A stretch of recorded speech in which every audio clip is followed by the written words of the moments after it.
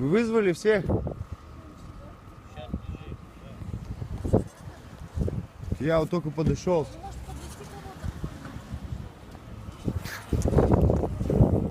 Ребят, вас никого подвезти не надо, вон девушка спрашивает. В больницу там, еще что-нибудь. Так вот девушка вот говорит, подвезти вон такси.